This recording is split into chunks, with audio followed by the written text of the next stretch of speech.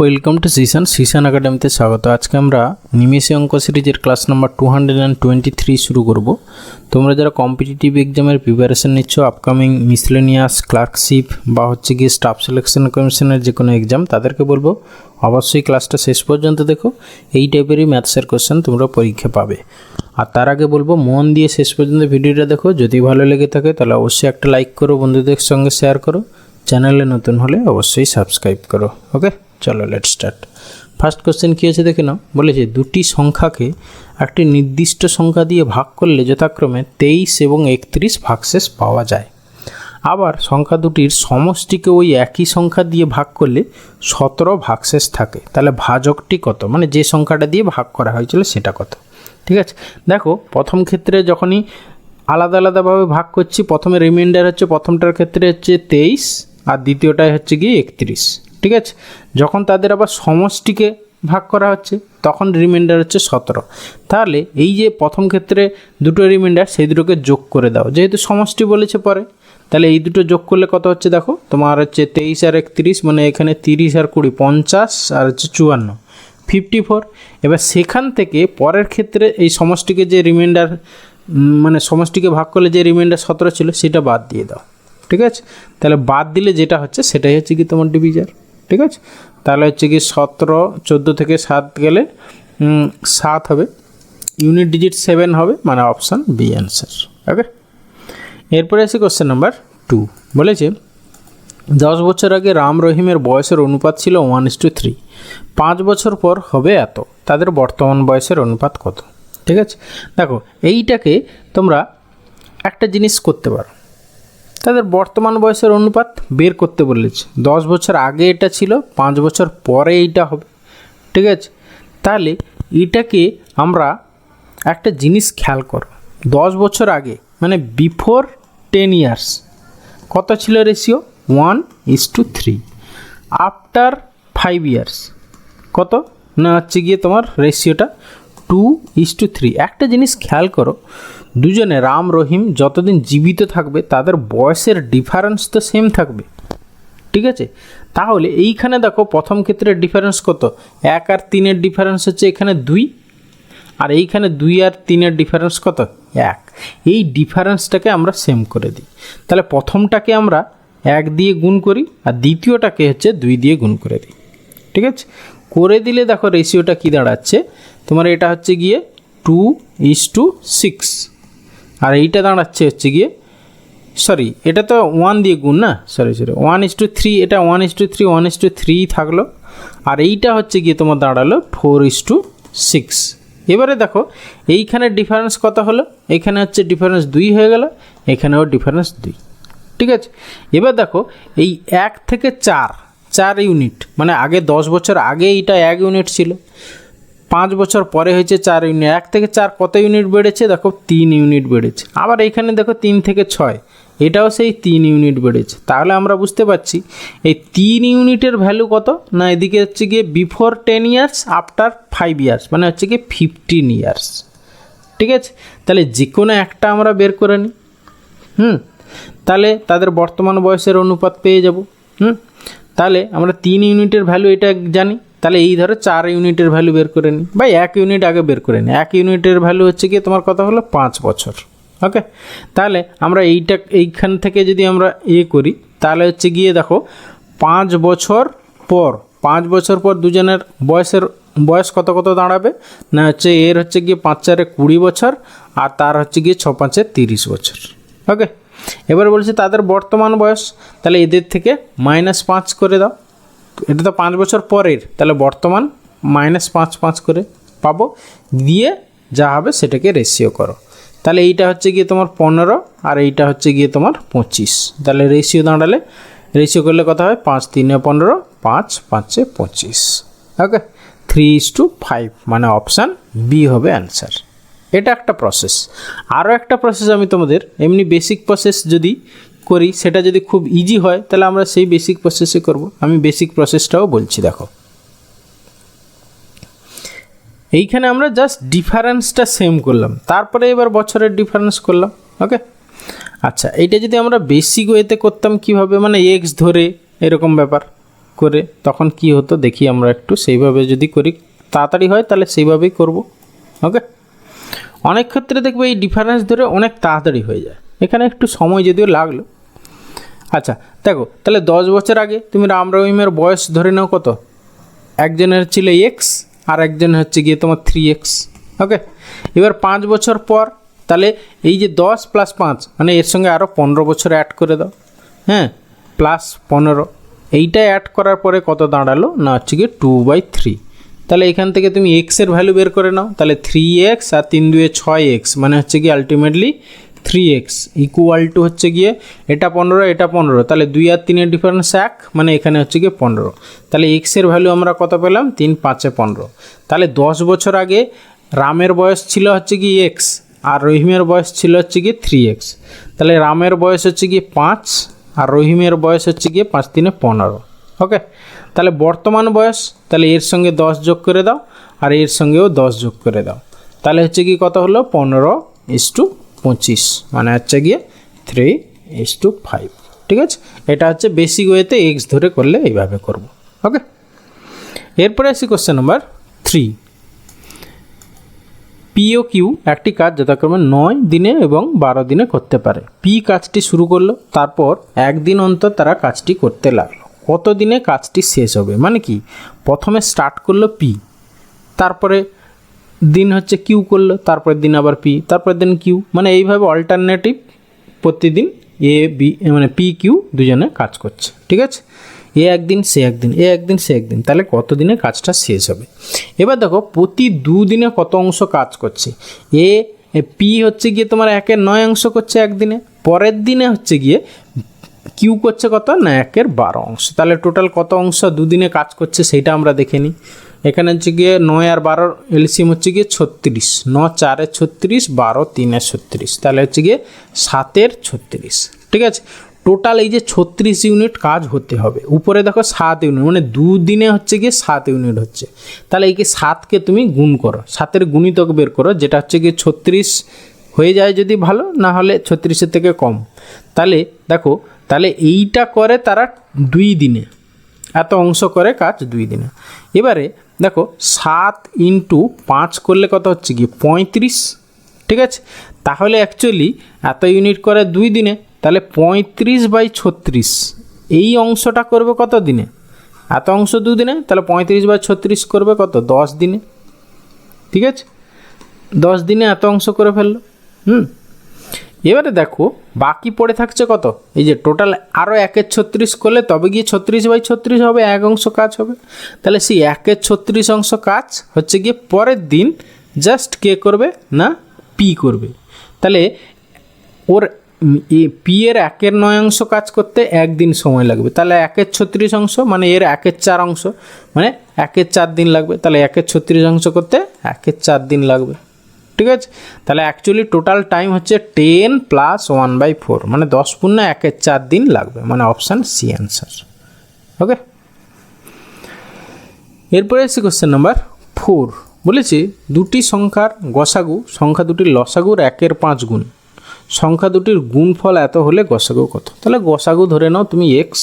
ঠিক আছে, তাহলে লসাগু কত হবে তোমার 5x, কারণ কি বলেছে লসাগুর 1/5 গুণ বলেছে গসাগু, তাহলে লসাগু আর গসাগু পেয়ে গেলে। এবার আমরা একটা ফর্মুলা জানি কি না, সংখ্যা দুটোর গুণফল ইকুয়াল টু লসাগু ইন্টু গসাগু। তাহলে x × 5x ইকুয়াল টু সংখ্যা দুটোর গুণফল 720 দেওয়া ছিল, তাহলে এখান থেকে আমরা এক্সের ভ্যালু বের করবো, সেটাই হবে গসাগু। তাহলে x ইকুয়াল টু তোমার হচ্ছে গিয়ে প্রথমে 5 দিয়ে ভাগ করো, 5 5 একে 5, তারপর 5 আর 5 কত থাকছে 2 2, 5 4 20, 5 4 20। তাহলে এক্সের ভ্যালু কত হবে, দুটো এক্স ছিল মানে x² ইকুয়াল টু 144, তাহলে x ইকুয়াল টু হচ্ছে গিয়ে 12, এটা হচ্ছে গিয়ে গসাগু, মানে অপশান সি অ্যান্সার। এরপরে আসি কোশ্চেন নাম্বার 5। দেখো বলেছি একটি চিড়িয়াখানায় খরগোশ ও ময়ূর আছে, তাদের মাথার সংখ্যা 200 এবং পায়ের সংখ্যা 580, ময়ূরের সংখ্যা নির্ণয় করা। জাস্ট কিছুই নেই, এটা আমরা লিঙ্ক আপ বা মিক্সার এলিগেশন মেথড অ্যাপ্লাই করব। কিভাবে না হচ্ছে গিয়ে আমি এদিকে ধরো খরগোশ, হ্যাঁ, হেয়ার লিখলাম, আর এই দিকে হচ্ছে গিয়ে তোমার পিকক লিখলাম। ওকে, তাহলে সবগুলোই যদি হেয়ার হতো, ঠিক আছে, মানে খরগোশ হতো, তাহলে টোটাল কতগুলো পা হতো, কতগুলো পা হতো না হচ্ছে গিয়ে তো খরগোশে দেখো 4টে করে, তাহলে 4 2 800 পা হতো। আর যদি সবগুলোই ময়ূর হতো তাহলে 2টো করে পা, তাহলে 200টা যদি ময়ূর হতো তাহলে 2 2 400টা পা হতো, কিন্তু অ্যাকচুয়ালি আছে 580টা পা। ব্যাস, এবারে কোনাকুনি ডিফারেন্স বের করে রেশিও বের করে যা পাবে সেটা হচ্ছে গিয়ে খরগোশ আর ময়ূরের সংখ্যার অনুপাত পেয়ে যাবে। ওকে, তাহলে এইখানে দেখো তোমার 180 আর এটা হচ্ছে গিয়ে তোমার 20 হলে 600 মানে হচ্ছে 220। ওকে, রেশিও বের করো, তাহলে হচ্ছে গিয়ে 0 0 গেল, তারপরে হচ্ছে গিয়ে 2 এ 2 9 18 2 11 22। ঠিক আছে, 9:11 হয়ে গেলে তোমার চেয়েছে ময়ূরের সংখ্যা, তাহলে এখানে টোটাল কত ইউনিট 9 আর হচ্ছে 11 মানে 20 ইউনিট। 20 ইউনিট মানে হচ্ছে গিয়ে 200, দরকার কি ময়ূরের সংখ্যা মানে হচ্ছে 11 ইউনিট, তাহলে 11 ইউনিট ইকুয়াল টু কত 110। ঠিক আছে, তাহলে 110 মানে অপশান বি হবে অ্যান্সার। এরপরে এসে কোশ্চেন নাম্বার 6 বলেছি এ ও বি দুটি স্টেশন, একটি ট্রেন এ থেকে বি পর্যন্ত 64 কিলোমিটার/ঘন্টা গতিবেগে গিয়ে অপেক্ষাকৃত কম গতিবেগে ফিরে আসে। যদি সমগ্র যাত্রাপথের গড় গতিবেগ 56 কিলোমিটার/আওয়ার হয় তাহলে ট্রেনটির ফেরার গতিবেগ নির্ণয় করো। আমরা জানি না ফর্মুলা কি, এভারেজ ভেলোসিটির 2xy/x+y, সেটাই হচ্ছে গিয়ে তোমার ভ্যালু হচ্ছে গিয়ে 56, তাহলে 2 × 64 × y বাই হচ্ছে গিয়ে 64 প্লাস ওয়াই, এইটার ভ্যালু কত না হচ্ছে গিয়ে তোমার 56। তাহলে এখান থেকে আমরা আশা করি ওয়াই এর ভ্যালুটা বের করতে পারবো। ঠিক আছে, আচ্ছা 8 কাটাকাটি, 8 7 56, 8 8 64, আর কাটাকাটি হবে না, তাহলে এখান থেকে দেখো তোমার 8 দিয়ে 16y থেকে 7y মানে 9y হয়ে গেল ইকুয়াল টু তোমার হচ্ছে গিয়ে 7 × 64, 7 × 64। ব্যাস, তাকে তুমি অ্যাকচুয়ালি এই 9টা ভাগ করে দাও। ঠিক আছে, তাহলে হচ্ছে গিয়ে কত হবে দেখো তোমার হচ্ছে এইটা গুণ করে নাও, কিছু করার নেই, পয়েন্টে যেহেতু আছে। ঠিক আছে, তাহলে হচ্ছে গিয়ে 4 4 7 28 8, 6 7 42 আর হচ্ছে গিয়ে 43 44, 44 বাই হচ্ছে গিয়ে 9, তাহলে 9 দিয়ে যদি আমরা ভাগ করি 9 5 45 হবে না, মানে দেখো মানে 50-এর কাছাকাছি, 50-এর থেকে জাস্ট ছোটো, মানে অপশান ডি হবে অ্যান্সার। ওকে, ভাগ করে নিতে পারো। 9 4 36 থাকছে 8 7, 9 9 81, তারপরে 6 7, হ্যাঁ আবার হচ্ছে কি সেই 9 7 63, সেরকম 0.77 করে যাবে। ঠিক আছে, তাহলে অপশান ডি। পুরো অতটা ভাগ করার দরকার নেই। দেখো এটা যদি তোমার 45, এইখানে 44-এর জায়গায় 45 হতো, কী হতো 9 5 45, 5 বার চলে যেত, কিন্তু দেখো 50 আছে অপশান, 50 তো হবেই না 1 নম্বর, তারপরে জাস্ট 50 থেকে একটু ছোট হবে, হ্যাঁ তাহলে 49 পয়েন্ট সামথিং হবে। ঠিক আছে, 46 তো হতে পারে না। এরপরে এসে কোশ্চেন নাম্বার 7 বলেছি কোনো এক সপ্তাহে সোমবার থেকে বৃহস্পতিবার পর্যন্ত গড় তাপমাত্রা 40 ডিগ্রি এবং তা মঙ্গলবার থেকে শুক্রবার পর্যন্ত গড় তাপমাত্রা হচ্ছে 42 ডিগ্রি। যদি শুক্রবারের তাপমাত্রা 38 ডিগ্রি সেন্টিগ্রেড হয় তবে সোমবারের তাপমাত্রা কত ছিল। দেখো তোমার সোমবার থেকে বৃহস্পতিবার কদিন হচ্ছে, সোম মঙ্গল বুধ বৃহস্পতি 4 দিন, তাহলে টোটাল টেম্পারেচার আমরা বের করে নিই, তাহলে 4 × 40। এবারে দেখো মঙ্গল থেকে শুক্র, সেখানেও 4 × 40, 42 টোটাল পেয়ে গেলাম। এবার এটা থেকে এটা যদি আমরা বাদ দিয়ে দিই তাহলে দেখো এটাই হচ্ছে গিয়ে সোমবার আর এইটা হচ্ছে গিয়ে তোমার শুক্রবার, বাকি যে মাঝখানে মানে দিনের টেম্পারেচারগুলো সেগুলো বাদ চলে যাবে। তাহলে আমরা এটাকে এই রকম করে বাদ দিই, এখানে 4 × 42 এইখানে করে দিলাম, মাইনাস এইটা, তাহলে 4টা কমন নিয়ে নিই, ইন্টু দেখো 42 - 40 মানে 2, মানে হচ্ছে কি 8 ডিগ্রি টেম্পারেচার। তাহলে এই যে সোমবার আর এই শুক্রবার এদের টেম্পারেচার ডিফারেন্স হচ্ছে গিয়ে 8 ডিগ্রি।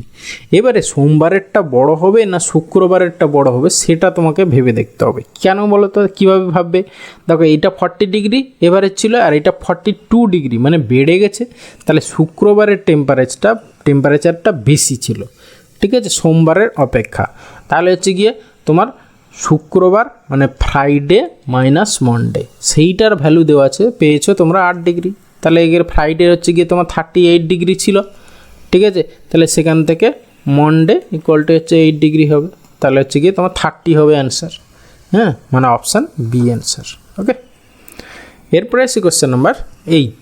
বলেছে যদি কোনো জিনিস 60 টাকা বেশি দামে বিক্রি করা হয় তাহলে 4% ক্ষতির পরিবর্তে 4% লাভ হয়, তবে জিনিসটির ক্রয় মূল্য কত? কিচ্ছু নেই, জাস্ট দেখো 4% ক্ষতি মানে -4% থেকে তোমার বাড়ছে কত, +4% হচ্ছে।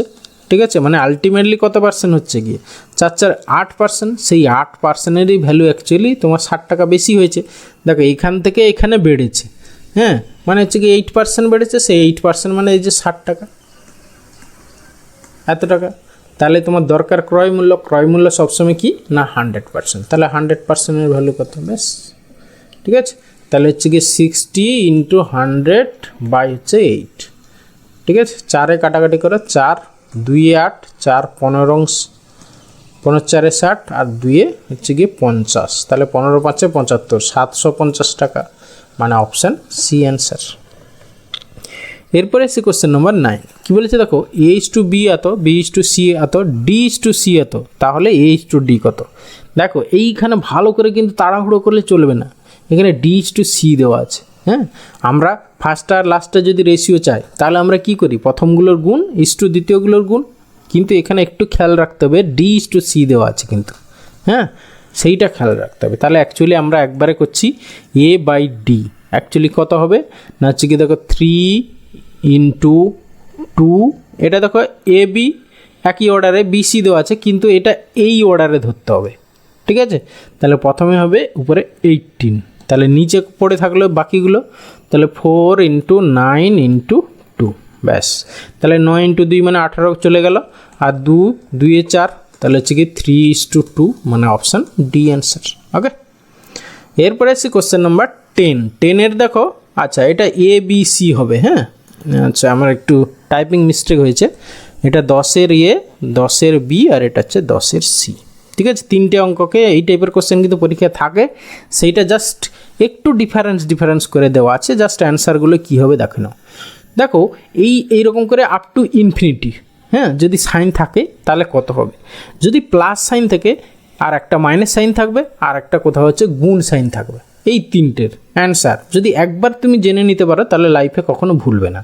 হ্যাঁ, জাস্ট কিছুই নেই, এর ভিতরে যে নাম্বারটা দেওয়া আছে তাকে পরপর দুটো কনজিকিউটিভ নাম্বারের প্রোডাক্ট হিসাবে এক্সপ্রেস করতে হবে। দেখো 72 কেটে যদি আমরা কী করি 8 × 9, দেখো 8 × 9 করলে হচ্ছে কি 72 হচ্ছে, পরপর দুটো সংখ্যার গুণফল।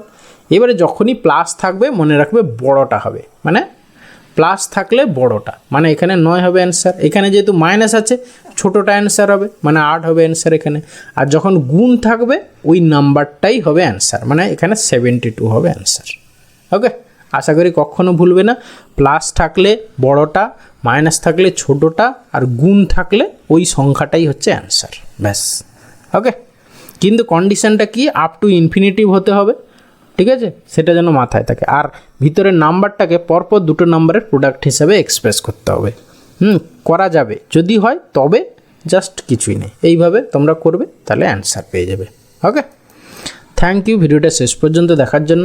আশা করি ভালো লাগলো, তাহলে অবশ্যই একটা লাইক করো, বন্ধুদের সঙ্গে শেয়ার করো, আর চ্যানেলে নতুন হলে অবশ্যই সাবস্ক্রাইব করো। ওকে, ভালো থাকবে, বাই।